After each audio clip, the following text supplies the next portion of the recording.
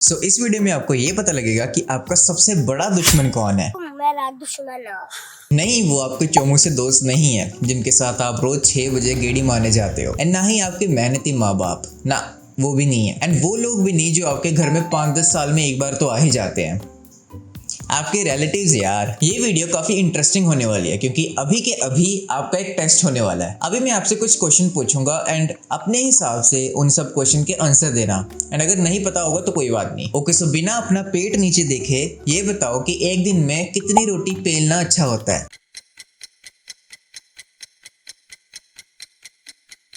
Okay, सो अब ये बताओ कि एक दिन में कितनी बार अच्छा होता है।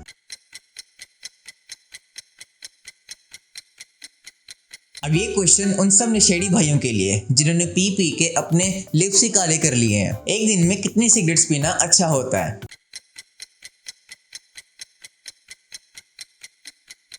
आई नो आपका बहुत शातिर दिमाग है, बट लेट्स सपोज कि आपको इन सारे सवालों के जवाब नहीं पता। अब एक सेकंड के लिए इस वीडियो को पॉज करो एंड गूगल पे जाओ। जितने भी मैंने क्वेश्चंस पूछे हैं ना, उनमें से कोई एक चूज करो जो आपको ज्यादा रिलेटेबल लगा। मुझे पता है आपको क्या लगा होगा, ये यही ना। तो एक बार जाके गूगल करो कि कितना अमाउंट ऑफ दिस एक दिन में आपके लिए अच्छा होता है, या फिर एक दिन में कितना स्क्रीन टाइम अच्छा होता है, या फिर एक दिन में कितनी सिगरेट्स पीना अच्छा होता है। जिसके साथ भी आप रिलेट कर रहे हो एक बार गूगल करो जाके। अरे मैं सीरियसली बोल रहा हूँ, जाओ एक बार गूगल करो कोई भी एक क्वेश्चन एंड देन दोबारा आओ इस वीडियो को देखने के लिए। Okay, so welcome back. अब लेट्स सपोज आपने ये सर्च किया कि एक दिन में कितना स्क्रीन टाइम इनफ होता है। एंड आई एम श्योर आपने पता क्या किया होगा, आपने सिर्फ वही आर्टिकल्स, वही वेबसाइट्स को भाव दिया होगा जो आपके फेवर में बोल रहे हैं। अगर आपको पता है कि आप 6-7 घंटे यूज करते ही हो, तो आपने वो देखा होगा कि कहाँ पे ये लिखा है कि आप वर्क करते हो, आप इंफॉर्मेशन गैदर करते हो एंड ऑल दैट। आपने ऐसे एक्सक्यूजेस ढूंढ लिए होंगे एंड वहाँ पे सिर्फ उन्हीं आर्टिकल्स को पढ़ा होगा जो इस चीज़ को सपोर्ट करते हैं कि हाँ यार आप वर्कaholic हो, आपका स्क्रीन टाइम तो आज की जनरेशन में सब कुछ ऑनलाइन है वगैरह वगैरह। या फिर आपने ये देखा होगा कि एक दिन में कितनी सिगरेट्स इनफ है एंड आपने सिर्फ उन आर्टिकल्स को भाव दिया होगा जहाँ पे लिखा होगा कि इट रिड्यूसेस स्ट्रेस, यहाँ से डोपामिन रिलीज होता है एंड ऑल दैट। आपने सिर्फ उनको ही रीड किया होगा, ये नहीं देखा होगा कि उसके कितने नुकसान है। आपने इन क्वेश्चन में से कौन सा पिक किया होगा, इट डजंट मैटर। बट जो थिंग मैटर करती है वो ये है कि आप उन चीज़ों को बिल्कुल भी सुनोगे नहीं जो आपके फेवर में नहीं बोल रहे हैं। And that's a big thing. इसको बेसिकली कन्फर्मेशन बायसेस बोलते हैं। मतलब कि आप सिर्फ कंफर्म करने के लिए इस दुनिया को देखते हो, जो आपके दिमाग में ऑलरेडी है उसको बस दुनिया में देख रहे हो कि कहाँ पे मैं अपने आप को सही प्रूव कर सकता हूँ। जैसे कि ये सिगरेट वाला एग्जांपल, या फिर एक दिन में कितनी चॉकलेट खाना अच्छा होता है, और वहाँ पे आपको बताएंगे कि डार्क चॉकलेट खाना अच्छा होता है, उसमें कैफीन होता है, उसमें डोपामिन मिलता है वगैरह वगैरह। मतलब कुछ भी होगा तो आप कंफर्म कर लोगे कि यस मेरे लिए ये करना सही है। कंफर्मेशन बायस को कोपिंग मैकेनिज्म भी बोल सकते हैं, क्योंकि अपने आप को बस सही प्रूफ करवाना है और किसी तरह कोप करना है जो एक्चुअल में सच है। सारे के सारे सुपरस्टिशियस जो अंधविश्वास है इसी पे चलते हैं, सारे कंफर्मेशन बायसेस पे चलते हैं। अब कोई रास्ता बिल्ली काट जाती है, वो भी स्पेशली काली बिल्ली, उसके बाद से बाई चांस कोई छोटा सा भी चीज़ बुरी हो जाती है ना, तो सारा ब्लेम उस बिल्ली का कि उसने रास्ता काटा। और जो हमारे पूर्वज हैं उन्होंने कुछ सोच समझ के ही कहानी बनाई होगी ना, कुछ सोच समझ के ये बोला होगा कि बिल्ली रास्ता काट जाती है तो कुछ बुरा ही होता है। तो बस अगर थोड़ा सा भी नाखून भी टूट गया ना तो इसी वजह से हुआ कि बिल्ली काट गई थी रास्ता, बिल्ली नहीं आपने खुद का ही काटा है। या फिर आप अमेजोन फ्लिपकार्ट पे कुछ ना कुछ शॉपिंग करते ही होगे ना, मे बी आपको कोई माउस पसंद आ गया, आपने माउस लेना था। आई मीन ये दूसरा वाला माउस की मैं बात कर रहा हूँ। तो आपको कोई माउस पसंद आ गया, ठीक है, आपको पता है ये मेरे बजट में है, एंड आपने सिर्फ उनके ही रिव्यूज़ देखने शुरू हो गए। एंड अगर आपको ज़्यादा पसंद आ गया है, चाहे उसके किसी ने बुराई की हो, रिव्यूज़ उसके 1 स्टार दिए हो कि ये तो एक दिन में टूट गया, मैंने जस्ट बटन दबाया और टूट गया, बट आप वो चीज़ें नहीं देखोगे। आपको कि ये तो रेयर केस है जी, ये रेयर केस है, ये तो बहुत कम होता होगा, एक बंदे ने लिखा है। एंड आप सिर्फ वो रिव्यूज़ को देखोगे जो 5 स्टार दिए होंगे ना कि हाँ हाँ, मतलब अपने आप को किसी तरह कंफर्म करोगे।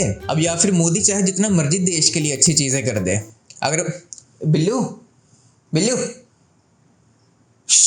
अब चाहे देश के लिए मोदी कितनी मर्जी चीज़ें अच्छी कर दे, बट उसकी वही चीज़ें देखेंगे कि उसने ये सड़क नहीं बनवाई, उसने वो सड़क नहीं बनवाई। अब आप ये कह सकते हो कि ये तो मोदी का चेला है या फिर मोदी का ये फैन है, ऐसा कुछ नहीं है। मैं बस आप इतना तो अग्री करोगे ना, जिस पे मैं अग्री इतना करता हूँ कि अगर हम सेफली अपने घरों में बैठे हुए हैं आज, तो वो उसकी वजह से ही बैठे हैं, मोदी की वजह से ही बैठे हैं। तो बस किसी तरह कंफर्म करना है कि यस, मोदी जो है एक अच्छा प्राइम मिनिस्टर, अगर आप ये मानते हो ना, तो बस किसी तरह प्रूव करना कि मोदी अच्छा प्राइम मिनिस्टर नहीं है, कि उसने ये नहीं किया, उसने वो नहीं किया। सब जगह यही हो रहा है यार। मैं बाल कटवाने जाता हूँ, वहाँ पे भी ऐसी बातें हो रही होती हैं कि ये तो बेकार बंदा है, क्योंकि वो एक बंदे को सपोर्ट कर रहे होते हैं एंड दूसरे बंदे की ऑब्वियसली खामियां दिखनी है। जब ये पॉलिटिक्स वगैरह चल रहा होता है ना, एक बार बाहर जाके देखना घर के, मतलब हर जगह आपको ना, मतलब कैसा इन्वायरमेंट मिलता है। सबको ये बोल रहा होता है कि ये तो बेकार, पता नहीं कितनी गंदी गालियाँ देते हैं। एक्चुअल में ना उनका कोई लेना देना नहीं है, मतलब वो इसको जानते भी नहीं होते, जो पार्टी होती है वो इनको जानते भी नहीं होती, बस इनका वोट है बस। और ये अपने उस एक वोट के लिए इतना बोलते रहते हैं कि सामने वाली पार्टी ये है, मतलब खुद को नेगेटिव बोलते रहते हैं, कुछ ना कुछ नेगेटिव वर्ड्स। मतलब इवेंचुअली हमारा ही नुकसान है अगर हम नेगेटिव वर्ड्स किसी के लिए भी अगर हम बोल रहे हैं, तो उसमें हमारा ही नुकसान है। और वो लोग अवेयर नहीं है, बट आप तो मत बनो ऐसे। एंड अब करें बात एजुकेशन की, तो हमारे पेरेंट्स आपको पता ही है क्या मानते हैं कि मेडिकल और non medical are the best, and बाकी तो कुछ है ही नहीं, बाकी चीज़ें एग्जिस्ट नहीं करती। कॉमर्स तब चलो, कॉमर्स फिर एग्जिस्ट करती है कि चलो अकाउंटेंसी में बंदा चले जाए।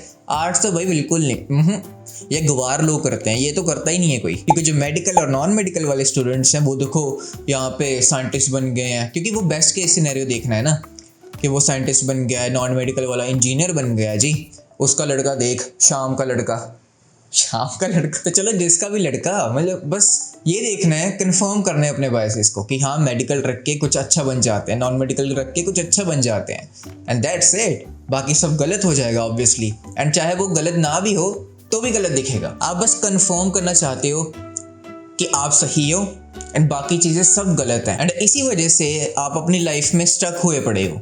इसलिए आप अपने आप को फेलियर की तरफ अपने आप को लेके जा रहे हो, क्योंकि आपके लिए वो ऑप्शंस एग्जिस्ट नहीं करती हैं। मतलब आपने जो देखना चाहते हो बस वो ही देखना चाहते हो। मतलब अगर रेड कलर आपके सामने है तो रेड ही दिखना चाहिए, चाहे वो ग्रीन हो। बस ये है कि दुनिया किसी तरह बोल दे कि नहीं, this is red, oh this is red, तो हाँ भी वहाँ रेड, मैंने बोला ही था रेड। That's it. हम ये चाहते हैं सारा टाइम। तो मतलब हम इतने कमज़ोर हैं, इतने इमोशनली मेंटली वीक हैं कि हम सच को देख नहीं सकते। और आपने अपने पेरेंट्स को देखा ही होगा, अपने रिलेटिव्स को भी देखा ही होगा, आपने खुद को देखा होगा अपने आप को, कि मतलब ऐसा बोलते हैं कि नहीं मैं ऐसा नहीं देखूंगा, बाद में ऐसा होने वाला है। अभी मैं एग्जांपल भी देता हूँ, रुको। अब पिछले साल क्या हुआ कि मेरे ना ऐसे पिंपल्स रहते ही हैं, मेरे काफ़ी टाइम से पिंपल्स है, तो मेरे थोड़े ज़्यादा ही होने लग गए थे मेरे बॉडी पे भी। तो मैंने अपना ना किडनी लिवर फंक्शन टेस्ट करवा लिया कि वहाँ पे ना कोई दिक्कत हो, तो मैंने वो टेस्ट करवाया और वो ठीक आई रिपोर्ट, ठीक है। अगली बार फिर ऐसे ही कुछ मेरे ज़्यादा होने लग गए, ठीक हो गए थे पहले, फिर दोबारा होने लग गए। और फिर मेरे पापा का कुछ ऐसा कहना था कि छोड़, मैंने टेस्ट ही नहीं करवाने, कि पता ही ना लगे कि दिक्कत क्या है। मतलब अगर करवा लेंगे तो हमें वो दिक्कत दिख जाएगी कि देखो नंबर्स आपके LGBT की बोलने लगा था उसका भी कुछ ऐसे ही होता है नाम, मेरे को याद नहीं है। जो लिवर किडनी फंक्शन का टेस्ट होता है ना, उसके भी ऐसे ही कुछ वर्ड्स होते हैं, CGP पता नहीं क्या होता है मैं क्या ही बोलने वाला था, चलो। तो वो नंबर, अब मेरे पापा का ऐसे सोचना था कि वो बड़े नंबर्स मेरे को दिखे ना, बड़े हुए नंबर्स, तो मैं करवाऊंगा ही नहीं टेस्ट इसका। तो देखो कैसे चल रहा है ना कि मुझे वो देखना ही नहीं है। तो यही चीज़ हम अपनी लाइफ में करते हैं, क्योंकि हम अपने पेरेंट्स से ही सीखते हैं, एंड 99% पीपल ऐसे ही कर रहे हैं। आप अपनी सराउंडिंग में देख लो चाहे जाके, बस वो सच को देखना ही नहीं चाहते, अपने दुनिया में खुश हैं कि मेरे पास अगर कुछ करने का टाइम नहीं है, तो मैं बस इसको लेके सारी ज़िंदगी चलता रहूँगा कि मैं ये करना चाहता था पर मेरे को टाइम नहीं मिला यार। तो बस वही है। अब किसी तरह प्रूफ ढूंढते रहो कि हाँ मेरा इस वजह से टाइम नहीं है, कि मैं पहले जॉब पे जाता हूँ, फिर ये करता हूँ, फिर वो करता हूँ, तो इसी वजह से मेरा ये टाइम ही नहीं है यार। तो बस करते रहो यही सब। ऐसे करने से क्या होता है कि हम गलत इन्फॉर्मेशन को अट्रैक्ट करने लग जाते हैं। अब सपोज करो एक बंदा है जो चाहता है कि मेरी 6 मंथ में फिजिक बन जाए एक अच्छी। अब वो ट्रेनर के पास जाएगा कि मेरे को कुछ ऐसा दे दो जो मेरी 6 मंथ में ही बन जाए। अब वो ट्रेनर भी हटेगा नहीं पीछे, वो भी दे देगा कि ये ले, ये खा ले। अब देखो ये विन विन हो गया, उस कस्टमर की जिसने वो डब्बा लिया और ट्रेनर की भी। ट्रेनर को पैसे मिल गए और कस्टमर को लगा कि मेरी 6 मंथ में अब बन जाएगी। बट एक्चुअल में it's not win win for neither of them, क्योंकि जिसने बेचा वो माइंडली करप्ट हो गया। मतलब अब वो कुछ भी बुरा कर सकता है इस दुनिया के साथ, क्योंकि जो एक चीज़ बुरी कर सकता है ना, एक के साथ बुरा कर सकता है, वो किसी के साथ भी जितना मर्जी बुरा कर सकता है। That's what I believe. और जो लड़का है जिसने वो लिया है, जो बददिमाग क्या बोलते हैं उसको, बेदिमाग, जो भी मर्जी बोल लो, जो वो लड़का है उसने वो ले लिया, उसको लगे कि 6 मंथ बाद बन जानी है, बट इट टेक्स टाइम, मतलब कि इसको टाइम लगने ही वाला है, no matter what you consume, इसको स्टिल टाइम लगेगा। अब जैसे जो लोग नीट की प्रिपरेशन करते हैं, तो मेरे पास में ही है, मतलब 20 किलोमीटर दूर आकाश, आपने सुना ही होगा अगर आपको नीट का पता है, तो वहाँ पे इसकी ट्रेनिंग होती है और इतना बच्चा वहाँ पे पढ़ता है ना, मतलब अनगिनत बच्चा। तो ऐसे बच्चों को क्या चाहिए होता है जो नीट एस्पायरेंट्स होते हैं, कि उनको एक ऐसा कोचिंग मिल जाए जो 90% सक्सेस रेट या फिर 50% सक्सेस रेट, जितनी भी होती है मेरे को ज़्यादा पता नहीं है, तो वो ऑफ़र करे और बच्चों को होप मिल जाती है, क्योंकि उनके कंफर्मेशन बायस तो पहले से ही ये सुनना चाहते हैं कि इसमें प्रोबेबिलिटी ज़्यादा है, इसमें मेरा हो सकता है, कि मेरे को नेगेटिव मत सोचवाओ यार। सोचवाओ, मतलब कि नेगेटिव थिंकिंग मेरे अंदर मत डालो कि हाँ मेरा हो सकता है, मैं कुछ अलग हूँ, but the thing is probability, you know that right, कितनी प्रोबेबिलिटी है। अब आप कह रहे होगे कि तू अब यूट्यूब पे वीडियो बना रहा है, तेरे कितने % चांसेस है, तो यहाँ पे खड़ा हो के इतना ज्ञान दे रहा है, तो तेरे % कितने चांसेस है। रुको मैं इसका भी बताता हूँ कि क्या है। जैसे कि मैंने पिछली वीडियो में बताया, इवन दो मेरे व्यूज़ नहीं आए, मेरी वीडियोस ना चले, मेरा चैनल आज ना चले, इस साल ना चले, अगले साल ना चले, but I am still going to do that.